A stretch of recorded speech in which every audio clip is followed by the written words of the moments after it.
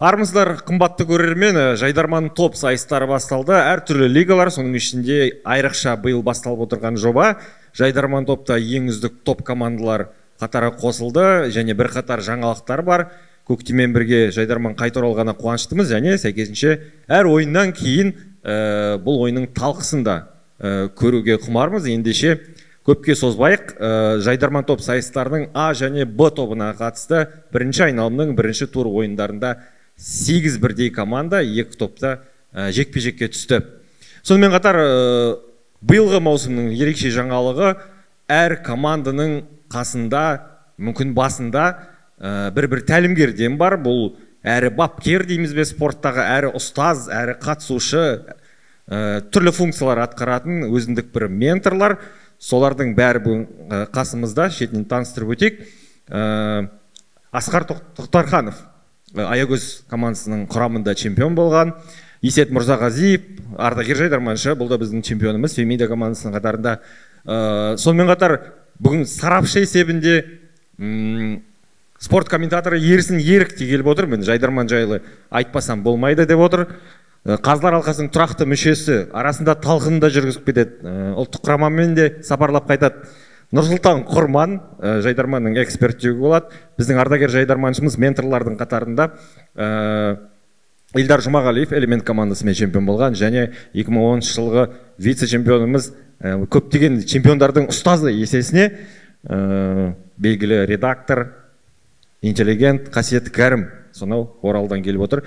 Менің есімім Мерейір Мұханов. Ендеше көпке созбайық, бірінші жұпты бірден хабарлайық. Ең алғаш Медиум командасы Алатау Исюге қарсы ойнаған болатын, және ол командалардың тәлімгерлері деп отыр. Жалпы сіздер кімсіздер, функцияларыңыз қандай? Ана таныстырып. Жалпы менторлық деген не осы сайыпта? Сіз кімсіз? Бұл жерде мен ментормын. Қитұрқы сұрақтар қоюшымын деуге болады. Қандай сұрақтар? Біріншіден, жалпы менторлықты туралы кеңірек айтып жіберсеңіз. Қандай сұрақтар қоюшы дедіңіз? Қитұрқы. Ол қазақ тілінің бөлшегі. Ол қазақша сөз сен білмейтін шығарсың. Жақсы, кетті жігіттер. Медиум және Алатау Исюдің жұбына қатысы, және тәлімгерлікті қалай сезініп жатсыздар, функцияларыңыз неде? Медиум өте нашар, Алатау Исю өте керемет ойнады. Тәлімгері кім екен? Кім болды? Медиумның ұстазы кім? Медиумның тәлімгері мен боламын. Жауап берсеңіз онда. Неге медиум солай өнер көрсетті? Бір ұпай алды, есеп 1-3-пен аяқталды. Ойын по игре болды деп ойлаймын, потому что көрдіңдер ғой бәрін. Ойын ойнатып үлгермей алған сияқты, ойынға ашылып, бұл ауру енді сразу байқадым, ұтылып қалатын, хотя бы 2 очко алып кетсе жақсы болады деп едім, 1 очко. Тәлімгерден ғой ол. Иә. Білдім, просто бірақ өз ұғастарымен көру керек. Өйткені андай ауру болады кейбір командалар. Енді футболда да болады шығар, бір-екі жатқаннан кейін мен аузымды ашсам күледі деп ойлап қалады да. И оған дейін істеген еңбектің долесін жасамайды, короче. Негізі медиумда чос мықты болды ғой. Бірақ ары қарай миниатюр әзілдер өте халыққа өткен жоқ, сол мәселе. Сценарий мықты болған. Чос мықты болды, просто недоработали. Көрініп тұр ғой да, чостың соңына шейін до конца жазылған. Тараз туралы футболды бүгін Ермұхамед Мәулен келеді дегеннен кейін сол жерде сходу қосып жібердіңдер. Шик екені көрініп тұр, піспеген. Да, әзілдерінің ортасында да. Бірақ енді барынша бұл жерде әңгіме ол балалардың дайындалмағаны, сондай бір ауруға түсіп қалады, бір кішкене 1-2 жатқаннан кейін. Оны маңдаймен ұтылып көрмесе, бірден түсіну қиын. Жақсы. Бұлай жалпы өте қатты шамал ойнады деп айта алмайын. Жоқ, медиум ойны жақсы. Медиум негізі өткен жылғы маусымда да сөйтіп, басында өйстіп ойнады да, соңына қарай жинады емес бұл ұпайларын. Жоқ, өздеріне керек, ойбай, ұту керек деген кезде бәрі ашылады ғой. Бұнда біздер ойлады, типа, ой, сезон басы, біз фаворитпіз дейді, походу қадалып. Кім? Медиум ба? Жақсы, Алатау Исюдің тәлімгері кім? Есет. Бәсе, 3 пайға нағып. Рең басынан өзі сондай. 3-1 жеңдік, негіз 4-0 жеңеміз деген настрой қойғанбыз командамен. О баста бұлай жиналған кезімізде күндіз-түні ұйықтамай жазып. Медиумның қателігі настройда қоймаған ғой. Қашан жиналған? Сөйтіп 3-1 жеңдік. Әділ болды. Бүгін қазылар алқасы өте әділ шешім қабылдады. 3-1. Алатау Исю по-своему күшті команда екен. Жұмыс істеуге де ыңғайлы, исполнительный, ответственный. үйінде 15 па адам тұрады. Олар бұл жайдарман топ ойындарымен қатар, құрметті әріптестер, мен сізге бір қызық айтайын. Олар ертең Минскіде международный халықаралық лигаға кетіп бара жатыр. Амиктің сояққа барып Қазақстанның намысын қорғайын деп жатыр. Ондай команда енді маған сондай команда бұйыртты енді бағыма орай. Күшті команда екен. Маған ұнады. Немен Алатау ИСЮ-мен жұмыс істеген. Мықты балдар екен. Маған қатты ауыртпашылықта салған жоқ. Қандай көмек көрсеттіңіз сонда? Өздерімен өздері де алып шыға ма, шүтпайды мүмкін? Иә, өздері де алып шығатын еді. Мен жаңа су пуын апарып беріп, басымнан өткен қызықты оқиғалармен бөлісіп, осы күнге дейінгі жайдармандағы біздің кезімізде былай еді, біздің кезімізде былай еді деп барып бір 2 сағат уақыттарын алып сөйттім. Сценарий жағынан келгенде тек мына жерім былай істесең жақсы болады, былай істесең жаман болады. Мен енді ментор болып бұл жерде өзімнің көзқарасымды оған навязывать ете алмаймын. Би дайындаса. Ол үшін кешірерсіз. Шамал солидарный болайық, иә? Бір-біріміздің ойымызды тыңдап. Осы жерде ерсінерік деген бір тың пікір, бірінші рет пікірін тыңдашы, екі команда ойын көрді, комментатор ретінде. Есіңізде ғой, бірінші жұп. Иә, мен есімде, енді бірінші ойында кішкене маған билеп шыққан командалар бүгін жеңді, сол бір кішкене ұтымды болған сияқты. Сол жағы маған Жаңаөзен жігіттерді ширап шықты. Одан негізі менің көзқарасым бойынша бүгінгі ойынды сол Алатау ИСЮ бастағанда кішкене бір қызықтырақ болар ма еді, медиумға жеңілірек. Өйткені олар жай келіп басында бір әдемі шықты ширақ, одан кейін сәл соңында тіпті Бектенов туралы әзіл, сосын артынша жаңағы футбол сәл былай төменге қарай кеткен сияқты болды. Артында бір әдемі настроениемен қоштасып кеткен жоқ та, сол арты кішкене көңілсіздеу болып қалды. Енді ол стратегия шығар мүмкін, мен түсінбейтін. Ал одан кейін Алатау келді, ұмыттырып жіберді медиумның әзілдерін. Содан кейін бір басымдық, жаңа 3-1 деген мен де қосыламын сол бағаға. Медиум енді бір ұпай алмай кетсе кішкене ұяттау болатын еді, өйткені олардың басындағы жаңағы чос дейді ма? Иә, тәп-тәуір. Сол әдем басталды. Одан кейін кішкене бір құлдырау көрдім мен. Алатау ИСЮ енді есет өздеріме Фемидада көргенде енді өте ширақ ойнайтын команда, сондай бір жадырап ойнайтын команда, тура әдемі табылған екен. Тәрбиелеуші деген болмайды ғой? Ментор дейді. Тәлімгер. Өте дұрыс деген екен команда. Бір-біріне сай болды, әзілі де. И әдемі көңіл күймен аяқтады. Клоптар ғой бұл нелердің, Мауриньолар ғой команда. Юрген Клоп болды, иә, бүгін әдемі аяқтады. Алатау ИСЮ-да қып-қызыл ұстап болды ғой дайындықтар деген. Страшно кәдімгі. Бүгін сол билеген команда ұтты, мен сондай бір ой түйдім. Алатау ИСЮ драйвты команда болғасын, оны былтырғы маусымда жиі ең бірінші сахнаға өнер көрсетуге шығара береді. Мүмкін биыл содан сәл қашып екінші болып шығарған шығар деп ойлаймын. Соны пайдалана беретін бұл күшті биші драйв. Жылдың басындағы медиум мен ертең келесі ойындардағы медиум мына ойын 3-1 ұтылып медиумды дразнить етіп жіберді. Ана балдар енді келесі ойында ашуланып шығады. Сіз бір жағынан қуанып тұрсыз ғой онда медиуммен бүгін өтіп кеткендеріңізге. Иә, ашуланып шығады. Мен жалпы біреуді ұтылғанға қуанбаймын. Ертең зато медиум осы ойында ұтылып страшно дайындалып келетініне қуанамын. Олар сөйтеді, мен ана балдар білемін ғой, күттей балдар болған. Сонда қасет келесі ойында да сол медиумға тәлімгер боласың ба, әлде әр ойын сайын ауысып тұра ма бұл? Мен Алатау ИСЮ-ға ауыстырғым келіп тұр. Жоқ, негізі жүйе ауыспайды. Соңына дейін апарасыздар ғой, чемпиондыққа дейін. Әр топта бір-бір командадан. Соңына дейін апарамыз, 3 ойын ойнаймыз ғой. Елдар, сен соңына дейін апаршы. Хорошо? Все, хорошо. Жоқ, Эверестті кім соңына дейін апарады десең, е? Жақсы, бүгінгі ойынға Эверестті бір 2 донерге ауыстырып жіберші. Эверестті мен соңына дейін апарам деп отырмын. 3 тур ойнайды, болды ма? Иә. Жоқ, андай болмай ма? Бір чемпиондар деген, мысалы футболда да басынға 0-1 мен ұтылып қалып бастады ғой, Испания 2010 жылы әлем чемпионатын, білесіз ба? Швейцария. Иә, білем. Сосын немен аяқталды ол? Десең, Жоқ, биыл план бойынша олай болмайды деп отырық десең. Жоқ, ойын ғой, любой болуы мүмкін. Кез келген жағдай болуы мүмкін. Жұмыс істейік. Екінші жұпқа көшейік. Осы топта бізде осы және Төле би, сәйкесінше бұл командалардың тәлімгерлері шығыстың қос тарланы деп айтайық. Шырайлы. Есеп 1-3, Төле би командасы Түркістан облысынан, Ақтөбе облысының командасынан басым түсті. Қалай болды жалпы ойын? Нұрсұлтан бізде осының менторы кім болды? Сізге мысалы ол команданың стилі көрініп тұр ғой, абстрактілі екен. Кішігірім жоғары лигаға келмейді. бұл жақта көбіне көп чос ойнайтын, әзілдесетін, көрерменмен ойнайтын сондай командалар өтеді сияқты, иә? Жалпы сөйлейтін команда өтеді. Иә. Сол жағына қиын сияқты бізде осыға. Мен негізі осы команданы көрген кезде осы Төле биді жаңағы сериалдан көріп жүрмін ғой, жаңағы басты жігіт. Соны басында команда амандасқан кезде шықпады. Соны кішкене мен басқаша пайдаланады деп ойлағанмын. Сол жігіт бір жарып шығады деп ортадан. Ал ол көптің бірі ойнағаннан кейін кішкене бір басымдық болмай қалған сияқты менің ойымша осы Төле биде. Енді ол команда ішінде бәрі тең болып саналатын шығар енді. Жоқ, тең дегенде ол рөл болады ғой әр командада. Сол бір кішкене. Сіздер бізде осын қорытындылап алайық, артынша өтеміз Төле биге. Бізде осы қиын болды ма? Дәл ондай командаға көмектесудің өзі қиын сияқты ғой. Армысыздар. Жалпы мен менторлық дегенде мектептегі бір ашық сабақ сияқты ата-ана бір қатысып отырады ғой. Сол сияқты түсіндім. Жүйелі бір комиссия сияқты өзі бір бағасын берді. Бізде осы деген командаға мен өте қысқа мерзімде бардым. бір күн қалған кезде бардым ол командаға. Неге? Маған солай келді ол команданың. Ауысты. Яғни тәлімгерлік деген просто директивалық тұрда сен мынаған боласың деп бөліп тастап. Бұрын кім еді оның тәлімгері? Жүрек қалауымен команда таңдау деген жоқ па сіздерде? Елдар, неге бас тарттыңыз бізде осыдан? Мен бас тартқан жоқпын. Олар бас тартты. Команда өзі Асқарды сұрады. Бізде осы командасы мен сұраған, мен сол командаға бардым. Жалпы ол барған кезде ол командада бір басында іштегі бір өздерінің бір кикілжін заттары болған сияқты.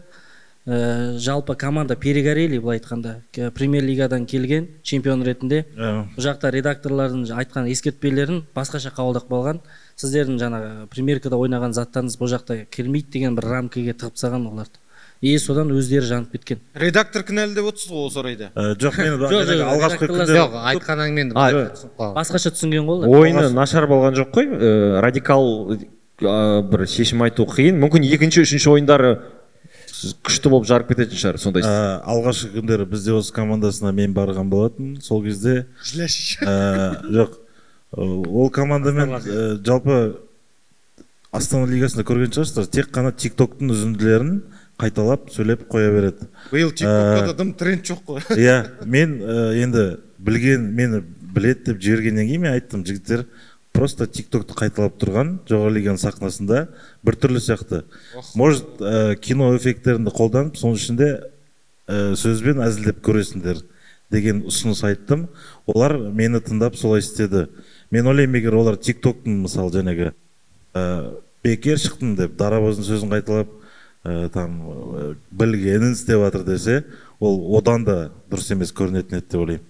Олар да бағана визиткіде сол киноны қайталайтын жаңағы ана кино бар еді. 3 метрін. Соны қайталайтын жерінде более-менее адамдар. Ол жер шүкір болды негізі. Жоқ, ол киноны қайталады. TikTok емес. Мен TikTok жайлы айтып отырмын. Жалпы балалар жаңағы нәрсе өте жақсы әсер етті. Қазір ойыннан кейін сөйлестіңіз ғой. Сөйлеп жатыр, қандай өздеріне тұжырымға келді? Түсінді олар, барлығын түсінді. Өздері бір сабақ алды, ол жайлы ақылдастық. Алдағы ойындарда жақсы болады деген сенімдемін. Демек, лиганың редакторы оларға біраз сын ескертпелер айтқан. Команда сынып қалды, иә? Редактор емес, мен айттым. Өзің айттың ба? Мен айттым. Рамазан ба деп отырсың? Редактор не айтқанын мен білмеймін. Мен өзім айтқанымды айтып отырмын. Мен айттым, TikTok-тың үзінділерін просто қайталап берген қызық емес дедім. Жаңа бір ойынға мен бір жыл чемпион қылып келген редактор ретінде бір-екі айтып жіберейін команда туралы. Бізде осы енді қазір енді бүкіл стильдер мүмкіндік беруіміз керек қой. Ол осындай стильдағы просто мана өздері жігіттердің айтып отырғаны взрослый болыңдар деген нәрсені басқаша түсініп қойған. Мен айтамын, ол обязательно TikTok-ты қолданып, бірақ қорытындысы взрослый болатын болса, это ол вышка. Соны басқаша түсініп қойған. Мынаны айтуға болмайды, мынаны айтуға болмайды, өз-өздеріне рамка құрып алған. Оны редактор емес, ол бүкіл командаларда болады ондай ауру. Басқаша түсініп қояды. Өз-өздерінің команданың ішінде ол вышкаға сай емес деп қайтып сай беретін нәрселер. Ланка қойып тастайды да өздерін шекараларға. Вышкаға бірінші түскен командалардың ауру, әсіресе чемпион болып. Бірақ енді әлі де іздеп табатын сияқты, өйткені бірінші келген командалар жаңа не хабарда да нелерде өздерінің смеха приемдары болады, соның барлығын көрсетеді. И оның қайсысы өтеді, өтпейтінін көрді. Мотоцикл өтеді. Жайдарман топ болған соң бұл жерге келіп стилін іздемей, осы жерге тауып келу керек деп ойлаймын мен осы. Негізі жолдама алған кезде олар осы стильмен алды ғой негізі. Бармысың бауырым емес, бұл жер келіп стиль іздеп үш ойын үйту керек, бүйту керек. Ол уже команда шыңдалып осы жерге Жайдарман топ деген пиктегі командалар болу керек қой. деп ойлаймын. иә сосын жаңағы идеале бәрі күшті болу керек, жолдарымыз таза, не деген сияқты ғой, но бары осы. жақсы. сосын жаңағы тәлімгердің жұмысын былай түсіну керек те, көп командалар мысалы былай түсініп жатыр, тәлімгер келіп барлық сценарийін жазып береді деп түсініп қалады. жоқ, иә, олай емес. Мысалы мен бізде осыға барған кезде мен тәлімгерлік қызмет үшін бөлек, авторлық үшін бөлек деген сияқты. мысалы тәлімгерлік қызмет үшін барған кезде не бар деген кезде ештеңе жоқ деді. То есть ол команда пустой келді. Сосын мен еріксіз енді не істеймін мен? Ештеңе жоқ болса бағыт берем. Егер де олар маған TikTok-та әкеп көрсетсе, мен айтар едім, мына TikTok-ым болады, мына TikTok-ым болмайды деген сияқты. Вот, хотя бы осылай. То есть пустой болған. Төле би командасына өтейік, құрметті достар, иә. Иә, маған ол да. Жалғастыра бер онда десе. Төле би шыны керек, бірінші бізде осы шыққаннан кейін түсінікті болды қазір. Төле би 1-2 овация жасаса, бұл жеңіс соларда екен. Және олар соған лайықты болды деп ойлаймын. Дауыс бердіңіз осы Төле биге? Иә. 4-0 жеңді ма? Неше болды десе? 3-1 дауыс алды. Анау кім берді бір дауысты? Ермұхамед Мәулен бір дауыс берді. Жоқ, дұрыс, бір дауысқа лайық емес деп айту қиын. Жоқ, жігіттер, мынаны түсініп алайық. Былтыр сондай бізде қайырымдылық болған. 2-де қылып жеру, 1 ұпайға жарайды, 1 ұпай берейік деп. Бірақ сол ұпайлар кейін 1-де 4-ке шығар кезде өте қатты әсер етеді. Сондықтан мен бүгін 3-0 болып тұрма, 4-0 қылып Эверест таямадым десең. Аяған жоқпыз. Сондықтан соны біздің көрермен дұрыс түсініп алсын. Неге бағана Ермаш айтады да маған 1 ұпай бере салмадым Эверестке. 4-0 жаман обидно ғой дейді. Мен айтамын, жоқ. Солай лайықты дедім да. Ұтылды ма? Ұтылды болды. Өте дұрыс. Қайырымдылықпен айналыспай ақ қойық. Тем более биыл былтырғыдай 5 ойын емес группада 3-ақ ойын. Вообще команданы жандыратын сияқты 3-ақ ойын деген. Бүгін ұтылдың, ары қарай болды уже. 4 ұпайдан айырылып қалып тұр Эверест. Ал енді максимум 8. Қалай болады оларға мысалы? Төле биді аяқтап жайық. Иә, Төле би жалпы әдеттегі көрсеткен ойынын көрсетті, оңтүстік командаға сәйкес сол тәте деген сөз, тағы да 1-2 сен фишка қосты бана қанат тілге тиіп. Төле би біраз блог арнады ғой сізге. Иә, Төле би өте ыңғайлы команда болып шықты маған. Даже бір күн былайша айтқанда мынау керек десең, былайша айтқанда барлығын тез орындайтын, желаниясы көздерінде оттар бар балалар екен көріп тұр. Олар еще қанша жылғы үзілістен кейінгі келіп, мынау өте Жайдарман топта удачный дебют болды деп ойлаймын, иә. Жайдарман топта бірінші жоғарғы лига. Осы команда емес пе, премьер лиганы ұтып, жоғарыға өтпей қалды деген әңгіме. 3 жыл қатарынан жоғары лигаға өте алмай жүрді. Былайша айтқанда жоғары лиганың ойындарын бағалап кеп тұр да. Мына сахнаны, то есть бағалап тұр олар. Шығу оңай емес. Выстроенный ғой олардың кәдімгідей жолдары, ешкім қызығатын жол емес. Кәрі қасқыр ғой, бәрібір опытты өзіңкін алып тұр. Соны айтамын, ордабыздар 30-ымызда Жайдарман топқа түскенімізге қуанып кеп тұрық деді ма? Құйтұрық командаға. Сөздік қорына бір сөз қосылды бүгін елдерде. Келе ма? Құйтұрық қазақлану процесі. Құйтұрық деген келмейді. Келмей қалды, ә? Бұл жерде келмейді, иә. Кімге келеді құйтұрық команда деген? Жуалыға келеді дейтін. Құйтұрқа. Жақсы, жалғастырайық ендеше. Бұл жұпта 3-1 есебімен Төле билік команда жеңіске жетті. Келесі жұп Б тобының командалары Энерго және Нихабар. Бұнда 1-3 есебімен. Ментрлері кім болды? Бұлар да дебютанттар, жеңіске жетті, Нихабарлықтар. Нихабар менде болды. Энерго кімде болды? Энерго Қасиетка. Қасеке, сіз неге бүгін бәрі ойын жеңілгесіз ба? Сонда қалай өзі? Иә. Шаршадыңыз ба? Не болып қалды? Не әсер етті бұған? Каждыйына жеке-жеке себеп бар, бірақ бір ұпайдан алып отырмын. Жоқ, мен тактикам сондай дейсіз. Энергияның бірінші болып шықты ғой, сол кезде толық өнерін қарасақ, жап-жақсы ғой. Еркін Рақышев туралы айтқан жерлері, Әуезовтың медиалига деген әзір. Жоқ, ол жақ бәрі керемет болды, бірақ мына жақтағы Нихабардың соңғы әкіммен болған блогы шыны керек ол беспроигрышный вариант қой, өздерің байқаған шығарсыздар. Және Жаңаөзеннен біраз жыл болған, біз ондай әзілдерді көрмеген. Соны айтамын, иә. Сондықтан беспроигрыш сен Энерго тура осылай әр басқа ойын ойнаса жеңетін еді. Бірақ бүгін ана әзілге қарсы өте әкімге звондаған всегда беспроигрышный ғой. Өйткені ол Энерго саяси әзілдер ойнайды. Значит, оған контратака осындай әзіл құрылды. осы накрывать еткен осы әзіл болды да. Бүкіл Бұл әзіл қайдан шықты? Дайын алып келді ме ол әзілді? жоқ ол барысында шықты. Ал енді мойындау керек, ол енді контратака деген тактика сызылмай, просто удачный идея шығып кетіп, содан дамытып. жоқ олар сөйтіп жабу керек деген не жоқ энерго саяси әзіл ойнайды деген әңгімеде жоқ. Ондай ол стереотипте жоқ сияқты негізі. Эверест шатастырған жоқсыңдар ма сен? Энерго 3-1 жеңілді ғой. Дұрыс, 3-1 жеңілген кезде бір ұпайды қыз берді. Қызға гүл үшін берді. Сол негізі солай болу керек бол. Гүл берген команда қыздар соған беру керек болып Мен ойлаймын, Гүл бергенге беру керек па деген. Өте жақсы наблюдение. Командаларға гүл бермей ақ қою керек деп айту керек сияқты. Жоқ, бай объявить солай деп. Кеннен кейін барып берсе де. Или жюриге айту керек, гүл берсе бал беру деген міндетті емес деген. Қыздар просто слабый болды гүлге. Или қыздарды алып тастайық жюриден. Жоқ, объективно айтатын болсақ, бір ұпайға лайық болды деп ойлаймын мен. Энерго ол қандай жолмен берілгені. Жоқ, бір ұпайды неге мен ұлдар бермеді деп ойлаймын да соған. Иә. Неге бермедің Нұрсұлтан? Неге Ермұхамед бермеді? Неге Нұрсұлтан бермеді? Не хабар, әдемі ойнап шықты. Блок шыны керек, жаңаөзендік бағана кішігірім бір мінез бар да, пофигизм бар да, сосын бұл жігіттер баяғыда Евразия ұлттық университетінің балалары еді ғой.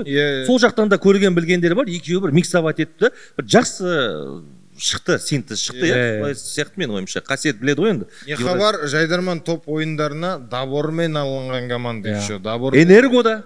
Энергода. Жоқ, Шатыр. бұл жерде кішкене бір жақсы біледі екенсіңдер Жайдарманның жаңалықтар. Екінші молодость өтіп жатқан командалар ғой, получается, екеуі де. Не хабарда кезінде ойнады да, үйтті бүйтті кетті, қайттан Алматының сезонын ойнап келді, сынбай до конца. Сөйтіп былтыр финалға шейін барды. И сөйтіп осы жаққа келіп, осы топты бірдеңе дәлелдеуге кәдімгідей дайындалып келген команда. Ол көрінді, нәтижесін алды деп ойлаймын. Энерго өздерінің ішкі проблемаларымен, олар тарап кетейін деп жүрген команда ғой. Энерго неге Алматыда қатты өтеді дейді соны? Неге Астанада біраз жерге дейін шыға алмай Алматыда кубок алды ғой олар. Алматыда не ғой жаңа, тусовка деген нәрсе бар ғой сол. Жоқ, мне кажется, ішкі сол жерде қатты қолды оларда. Алматыда күн жылы ғой, бәрі уайымсыз, андай-мындай, анау не істеді, мынау сондай әңгіме. Мына жақта куртканы шешіп кіріп келесіне күлдір деп қарап отырасың ғой. Бұл жерде жекпе-жек форматының әсері бар, қарсыласың кім екеніне нақты күні. Сенде материал біреу ғой бәрібір. Жаңа тақырып Алматыда жыртатын команда, мұнда келіп тып-тыныш ойнап кететін командалар бар бұрын. Том и Джерри, не сияқтылар. Том и Джерри? Мультик айтып отырсың ғой, братан. Ол артайыпты десең. Сол жердің командасы болғаннан кейін ғой, Шымкент командасы. Жалпы маған негізі анау не хабардың фронтмен аты кім? Нұрғали. Баяғы 2002 жылғы анау кезінде Алматыда жас кезі бар ғой, Нұртас Адамбайдың ше. Соған ұқсайды кәдімгідей бар ғой. Байқаған жоқсыңдар ма? Жас кезде анау Астана кезетке ойнайтын түрлері ғой кәдімгі. Сағидуллин Нұрболдан аумайды, соны білемін. Өте жақсы ойын болды негізі. Екі команда мықты. Просто біреу жеңу керек. И бұл жерде удачный ход сол не хабарда болды. Даже 4-0 болып кетуі мүмкін еді ғой. Бұл жерде де дәл солай ертең Энерго тоже на опыте команда ол. Премьер-кін чемпиондар ма баяғы. Олар да ертең келесі ойындар зая жөнейді. Мына ойындарда стариктердің сондай ұтылғандары күшті болды да. Ертеңгі ойындарда бәрі баспен баннер сындырып келеді ғой. Жан-жағын істеп.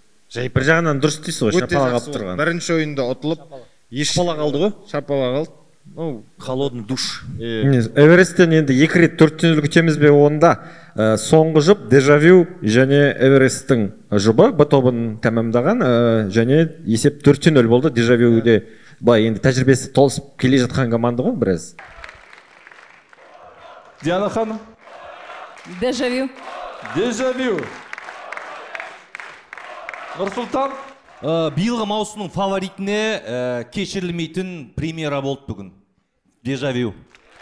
Кім? Дежавю ма? Иә. Тәжірибесі таусылып келеткен команда дейсіз.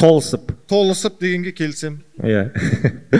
4-0 есебімен ұтты бүгін. Ал енді бұл қалай болды? Маусымның фавориті деп саналатын команда бірінші ойында әдеміреп шапалақ алды. Не жетпеді Эверестке? Кім бапкері десең? Өз-өзіне ұтылып қалған сияқты. Эверест, өз-өзіне ұтылып қалды. Сосын осы ойынға өте жаңағы немқұрайлы қарады. Солай болды. Менің көмектескім келгеніне де немқұрайлы қарады. Былайша айтқанда. Неге? Неліктен деп ойлайсың? Бірақ олар енді соңында таяқ жеп, және ойыннан кейін таяқ жеп алды. Ойын алдында сөзбен таяқ жеп алды. Сол 2 күн қалғанда келді біріншіден, содан дайындыққа бірден кіріскен жоқ. Және олар былай проблема мынада, В общем, Елдар тәлімгер дегеннен кейін почему-то көп командалар полностью бізге жазып береді, бізді, короче, бұл чемпион қылады деген сияқты ой бола ма? В общем, солай қарады. Мен айттым, жігіттер, олай емес, сендер тәлімгерді дұрыс түсінбей жатсыңдар. Тәлімгер сендер қателесіп бара жатқан жағдайда тоқтатып, дұрыс бағытқа беріп, сол жерде әзіл шығып жатса береді әзілді. Мысалға сенің командаларың Елдар тәлімгер болады деген кезде жаңағыдай Елдар жазып береді деп свободно босансызды ғой шамалы. Менің командаларым есетке жатыр деген кезде қой анадан қайыр жоқ. Өзіміз дайындалайық. Еңбектенейік дей ма? Проблема сода болып қалды. Оң жақ бүйірге де бізге сөз берсе деп жатыр мына жақта жігіттер. Жалпы тым жақсы өткен сияқты ғой былай нелеріңіз. Мықты өтті, өте күшті өтті. Өте мықты. Ана балды команда өзі, характері сондай күшті, мінезі, несі мықты балдар екен. Риза болдым. Мотивацияны талап етпейтін, сондай. Сүмірейіп қарап отпайтын, сондай бір күшті балдар екен. Қатты риза болдым. Кеше түнде дайындықтарына барғанда тым жоқ сияқты болып кетіп қалған мен. Көмегім болсын дедім, бар енді берген сәресіне бір табақ плов беріп жібердім. Сол көмегім болсын дедім. Бірақ бүгін Вандам құса ойнады ғой, жынданып. Сонымен алып шықты. Көзіндегі от қой. Дежавюда да дәл солай. Бағана Елдар айтып отыр, біреулерде кімнің көзінде от болды, кімде желание бар, безалаберный отношение жасаған жоқ. Солар бүгін жеңді конкретно. Кім бейтіп Жайдарман топ ойындарын, ұйымдастырылып жатқан ойынға бейтіп шамалы бір ұйқымен немен қарады, солар бүгін сахнада нәтижесін көрді. Ол жақсы болды. Ол карма постигать етеді по-любому. Ойынның цели сол ғой сөйтіп. Андай нәрсе бар, сол жаңағы желанияға байланысты, ниетке байланысты, даже сөйлеген сөздерінде келген кездегі. Ол ондай ниеті жоқ, ниеті дұрыс емес, жаңағы желаниясы жоқ, оты жоқ командаға қандай тәлімгер, қандай автор болса да, ол команда желаниясы бар қарсы командаға по-любому ұтылады. Мынаны ертең кітап жазып жатсаңдар шығарыңдар қасиетін сөзі. Мен дежавю ұтатын уже мен, то есть 2 күн бұрын білдім. Жаңағыдай ең мықты сценарийді шіріп жіберетін команда.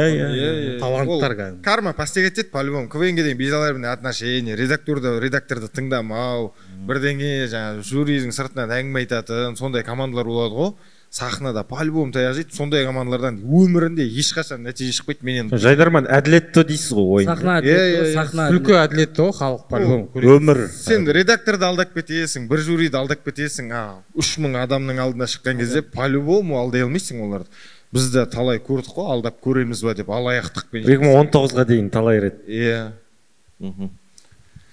Сондай ол. Қасиет, жаңағы кейбір системаларды, потому что команда ғой, адамның өзі әртүрлі, командалардың әртүрлі гаммасы бар. Біреулер айлап дайындалады, 3 күн дайындалса ойнай алмайтын командалар бар. Біреулер 1 күн дайындалса шіріп кететін командалар бар. Оларға тек сразу тез жақындаған кезде ойнау керек. Ойын сахнаға шыққан кезде бастайды. Эвересттің манағы ауруының бірі сол. Мықты балалар, мықты талантлы балалар, милары да істейді, қазу кілең южандар, бірақ ойынға тақалған кезде дайындалмаса. Жоқ, это хорошем смысле. Алматы мектебінен классикалық. Сахнаға шыққанда өртенбейді деген сөз. Сахнаға шыққанда өртенбейді. Біздің Севердің аурулары 1000 рет репетиция жасамаса, манағы Төле бидің балаларын көрсеңдер, ойын сол жерде басталады шыққанда. Мен как редактор ретінде Северда да қарадым, Югта да бәрінде. Мен сол жағынан айттым. Северда да қарадыңыз, Югта да қарадыңыз. Тәлімгер деген сонда балконда да куәміз. Тәлімгер деген сонда бірінші фильтрдегі редактор деп қарауға болады ғой сіздерді, бірінші бір бастапқы. Мен кешегіде түнде шутка шықты да, Романы звондамайды да, бірден міне осы бола ма, болмай ма? Міне ЕСЮ-ға кеше соны айттым мен. Кілт сөзін анықтап бердім. До редактуры редакторымыз ғой біз деп. До редактуры редакторымыз деген. Енді бір сұрақ осы жерде, менторлар сіздер білесіздер ғой, енді командалар туралы қазір алқасты айтты, көрермен комментарийді жазып жатыр, өздеріңді анықтадыңдар. Бұл жерде ментордың несі қандай, регламенті қандай? Мысалы, 1-2 сәтсіз ойын көрсеткеннен кейін футболдағыдай, мысалы, менторға ауыстырамыз деп, немесе ментор командадан бас тартамын деп кетіп қалып, сондай бір ауыстырыстер бола ма? Болмай ма? Ұсыныс негізі өте тамаша сияқты. Организаторларға ұсыну керек деп ойлаймын. Оны команда таңдау керек бірақ. Ол үшін ол фестивальда тәлімгерлер де отыру керек. 8 тәлімгер, осыны аламыз деген сияқты бір шоу элементтерін келесі жылы қосу керек. Біз енді оған неге разгон жасап жатырық қой, болашақтағы. Ертеңгі ойында мысалға ментор или там команда басшылыққа айту керек. Деген кім вообще не істеп жүр бізде? Біз одан бас тартамыз деген сияқты. сөйтіп бас тартса болатын сияқты, иә? Өйтіп айтпайтын шығар ешкім, бәріңді сыйлайды ғой бәрі. Мүмкін бәрің пайда тигізіп жатсыңдар. Уже бірақ сондай мүмкіндік беру керек дейсіз ғой, иә? Тыңдау керек қой, екінші тарапты да тыңдау керек қой, не болады? Анандай драматургия болады ғой, екі ойын жеңіледі бір команда. Менторды ауыстырамыз, үшінші ойында келіп жеңіп кетіп, жаңа ментормен құшақтасып, ана жақта ана общий кадрмен бөлек бұрынғы менторды алып, андай украинецтер түсіреді ғой шоулар, сондай болса да. Эверест келіп айтса, Эльдар болмайды екен бізге, бұған дейін біз финалға шығып едік десе. Сіздің ойыңыз, дежавю. Я осы жұпқа қатысты ерсін пікір білдірсең, көрермен есебінде. Жоқ, маған дежавюдің ойыны ұнады, шынымен де төрешілердің бағасы оңды болды. Соңында олардың өздерінің жаңағы ерекше әзілдері болды, жаңағы аяқ асты тұрып кетеді де, қыз бен ұл болып жаңағы голубойзың дарма деді ма. Сондай бір әзілдер негізі аяқ астынан бір керемет болады. Бүгін маған Ақтөбе командасы бар ғой, Мәнтөк деген жерден ғой деймін. Иә. Сол жігіттердің бір подачасы ұнады. Негізі алдағы уақытта тура сол стильде ойнаса жыртатын сияқты менің ойымша. Кішкене бүгін ерекшелік бар. Тоқтау жоқ, өтір жоқ, әйтеуір нүктесі жоқ. Өтірмен әкете береді.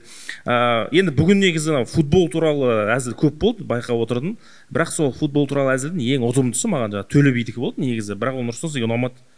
Иә, анау билеп шыққан. Әнні.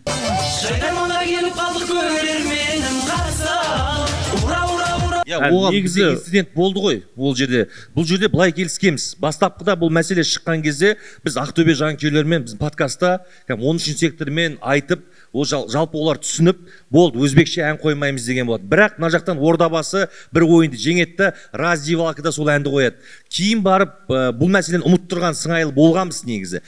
Кейін қарасақ, мынау Гелмай деген команда шығатты, оның SMM-шіге алып Инстаграмға сол өзбекше әнді қойып қойды, Ордабасыға қарсы ойынын алып. Шол сияқты ол маған керек. Бұл жерде былай мәселе. Бұл жерде Ордабасы бұл әнді әр ойын сайын қоя бастады. Ордабасы бұл қай жақтың командасы? Қазақтың командасы ма? Бір ойын қойса болады ғой. Бір ойын. Әр ойын сайын қойды. Әрбір Инстаграмы, әрбір сторисі, әрбір рилсында не болды сөйле, не болса. Сосын мен айттық та әкімдікті араластырып, акиматтан бастап бүкіл посттарды өшірткісі тастадық. Және оның SMM-шігіне мобилографын айтқанбыз Виктор деген жігітке. Болды, енді Ордабасы бұндай әнді қоймасын деген сияқты. Бітті, сол болған мәселе. Карпович жайлы ойды. Жоқ, ол жерден футболист Руслан Балтыйық жақсы түсіндік. Бір футболдың ішке 5 тур қалды десең бе? Футболдың ұшқын шеті түсіндіре кетті. Мана Қазылар алқасында Нұрсұлтан өзінің назын тағы да таратып айтып жатыр. Дегенмен ол жерде Ғафуржанның өзі айтты. Жігіттер ол әнді қоя бермен деді. Даже мне надоело деді. Ғафуржан Сүйінбаев. Даже мне надоело. Қол алыс қойғаннан кейін бір удар берген сияқты болып кетті. Жақсы. Енді мысалы Шамко болды, жарайды. Түсіндік әзілге. Сен қателесесің. Нұрғалиевті капитанский повязка қалу керек. Олай емес, Зубастик Рональдоны қайтару керек деп. Так, құрметті достар, қымбатты көрермендер, қымбатты қонақтар, осы 4 жұпқа қатысты, Ажен Бутонға қатысты қорытынды бір ауыздан ой айтайық. Не күтеміз бұл командалардан, немесе бір кеңестеріңізді енді іштен бұл жерде Қазылар алқасымен ойына барайық дейсің ғой. Иә.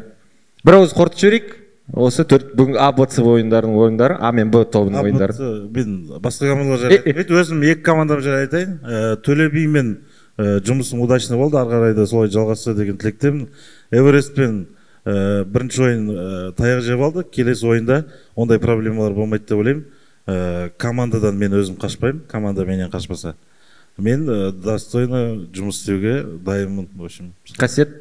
Жалпы маусымның басы жақсы болды деп ойлаймын. Саналы маусым, сәл ойланатын жерлері де бар. Қатты уақытсыз да, бірақ әдемі басталды деп ойлаймын. Командалар үшін енді шынымен маусымның басы жаңағыдай ғой, бірінші тур ғой деп жүр ғой, отпусктан енді келдік дегендей.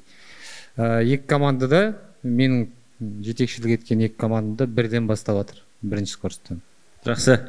Асқар?